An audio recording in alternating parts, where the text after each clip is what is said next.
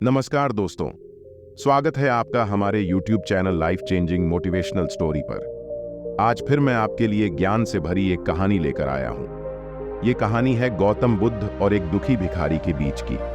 तो चलिए कहानी शुरू करते हैं। एक बार महात्मा बुद्ध एक गांव में अपने शिष्यों सहित घने पेड़ की छांव के नीचे बैठे थे। आसपास के गांवों से बहुत से लोग अपनी मानसिक समस्याएं लेकर महात्मा बुद्ध के पास आ रहे थे। महात्मा बुद्ध उन सब की मानसिक परेशानियों का समाधान देते। सब लोग खुशी खुशी अपनी समस्याओं का समाधान पाकर वहां से लौट रहे थे।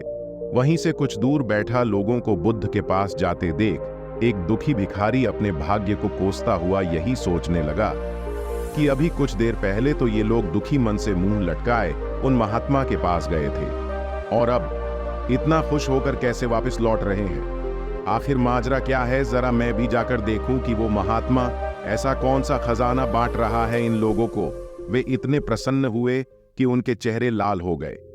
जब वो दुख भिखारी कुछ नजदीक गया तो उसने देखा कि ये महात्मा तो लोगों को प्रवचन देकर लोगों के दुख का निवारण कर रहे हैं।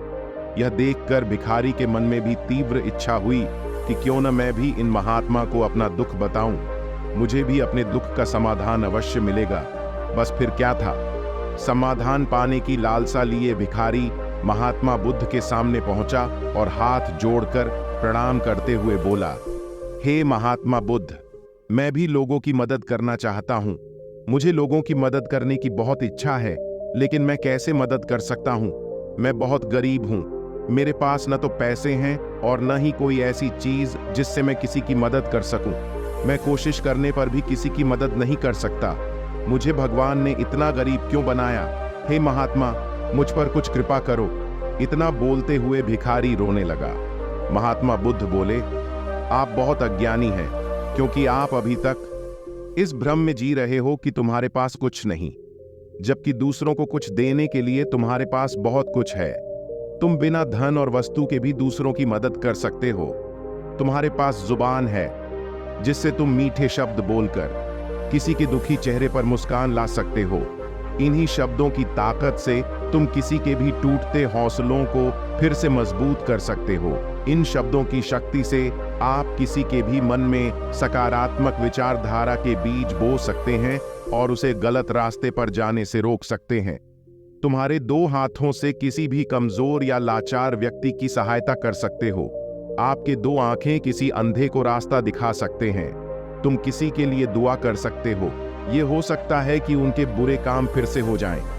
आप किसी के अच्छे स्वास्थ्य की कामना कर सकते हैं, लेकिन अज्ञानतावश तुम अब तक इस बात को समझ नहीं पाए और इस भ्रम में अब तक जीते रहे कि तुम्हारे पास मदद करने के लिए कुछ नहीं। किसी की मदद करने के लिए धन और वस्तु का होना अनिवार्य नहीं है। बिना धन और वस्तु के भी हम कई प्रकार से लोगों की मदद कर सकते हैं।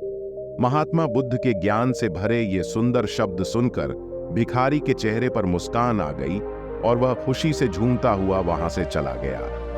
तो दोस्तों, ये कहानी आपको कैसी लगी कमेंट में जरूर बताना।